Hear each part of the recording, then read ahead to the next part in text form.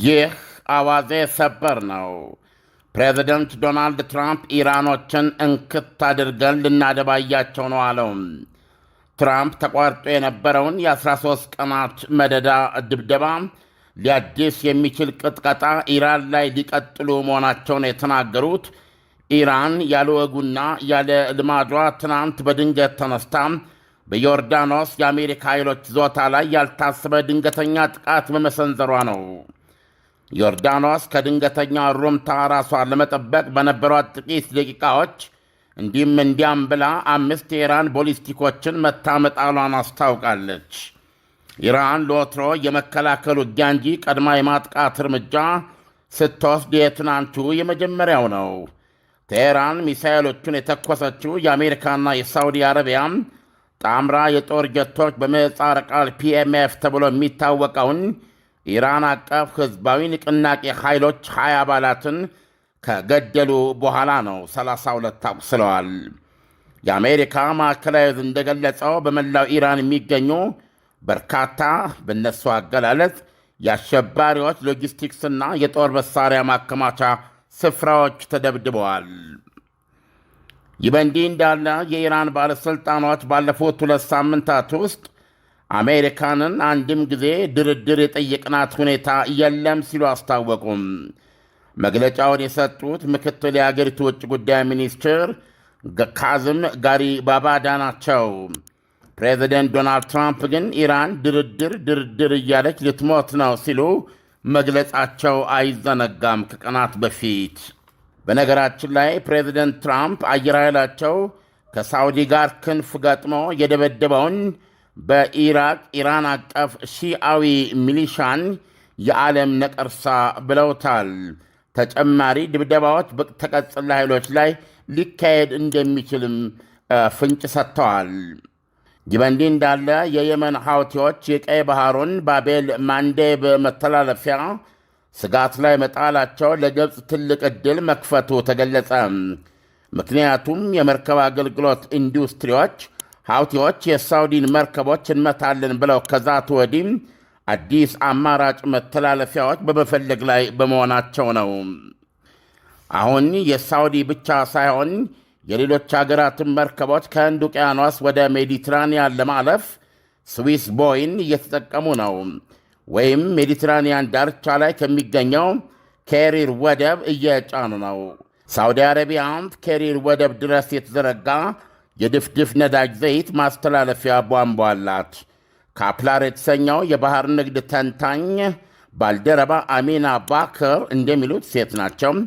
ሳውዲ አረቢያ በዚህ ሁሉ ከበባና ዕቀባ ውስጥ መውጫ የማታጣ ጠንካራ አገር መሆኗን እያስመሰከረች ነው ብለዋል።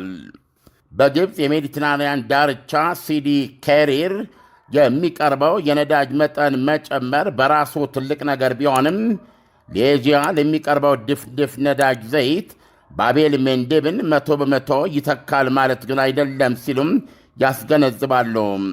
ባቤል ሜንዴብ በየመን በጅቡቲና በኤርትራ መካከል የሚገኝ መተላለፊያ ነው። ሐውቲዎች ሳውዲ አረቢያ ላይ ዕቀባ ከጣሉበት ካለፈው ሰኔ 13 ወዲህ 3 የሳውዲ ነዳጅ መርከቦችን አጥቅተናል ይላሉ። ሐውቲዎች በትናንትናው ዕለት ፈጽመናል የሚሉት ሦስተኛው ጥቃት በነፃ ምንጭ አልተረጋገጠም። ከሐውቲዎች ዕቀባ በኋላ በባቤል ሜንዴብ በየቀኑ የሚተላለፉ መርከቦች ቁጥር በ22 በመቶ ቀንሷል። ከሞላ ጎደል ሩብ ያህሉ ቀንሷል እንደማለት ነው። አሃዞች እንደ ምንጩ መለያየት የተለያዩ ቢሆንም ዊንድ ዋርድ የተሰኘው የባሕር ንግድ መረጃ ቡድን በየቀኑ ከ37 እስከ 48 መርከቦች በባቤል ሜንዴብ እንደሚተላለፉ ይገልጻል። በዚህ ስሌት መሠረት በባቤል ሜንዴብ ይተላለፍ የነበረው ትራፊክ 22 በመቶ ቀንሷል ማለት በሰርጡ በየቀኑ ለወትሮ ይተላለፍ የነበረው ዝቅተኛ ቁጥር 37 መርከቦች ወደ 28 ሲወርዱ ከፍተኛው 48 ደግሞ ወደ 37 አሽቆልቁሏል ማለት ነው። የሆርሙዝ ሰርጥ ጉዳይም ከሞላ ጎደል ዝግ ሲሆን በአሜሪካ ጦር በሚደገፈው ኦማንን የታከከው ደቡባዊ በር በኩል ወፍ ዝር አላለም። ዊንድ ዋርድ እንደገለጸው ከትናንት በስቲያ ሰኞ በኢራንም ሆነ በኦማን ጣብቅ ወይም መሃል ለመሃል በሆርሙዝ ሰርጥ ሰንጥቆ የተላለፈ አንድም መርከብ እንዳልተመዘገበ ታውቋል። ይሁንና በበነጋታው ማክሰኞ ትናንት በሰርጡ 12 መርከቦች ተላልፈዋል። 6ቱ ከሰላጤው የወጡ ሲሆን 6ቱ ደግሞ ወደ ሰላጤው የገቡ ነበሩ። 10ሩ ሰሜናዊ መንገድ የሚባለውን የኢራንን ጣብቅ ሲጠቀሙ፣ 2ቱ ደግሞ አሜሪካ ደገፉን የኦማንን ጣብቅ ተጠቅመዋል። ኢሳይያስ እንግዲህ ማክሰኞ ሌሊት ትናንት ያልተጠበቀ ሆኖ የተገኘውና እንደሰማውን በውጤቱም አሜሪካ ከ13ኛው ድብደባ በኋላ አቋርጣ የነበረውን ቅጥቀጣ እንድትቀጥል ምክንያት የሆነው ጥቃት የኢራን ጥቃት ነው እና ኢራን እስካሁን ድረስ ውጊያዋ ሪያክቲቭ ነው። አሜሪካና እስራኤል ለሚወስዱት እርምጃዎች ምላሽ በመስጠት ላይ የተመረኮዘ ውጊያ ነው እስከምናውቀው ድረስ።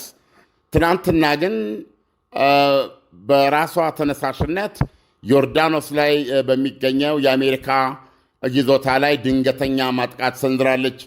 ትንሽ አስቸጋሪው ነገር ይህን ጥቃት አስመልክቶ ከኢራን በኩል የተሰጠ ሰፊ ማብራሪያ አለማግኘታችን ነው። ምክንያቱም በተለይ ዮርዳኖስ ላይ የኢራን ተኩሶች ውጤታማ እንደሆኑ ነው ባለፈው የተገመገመው።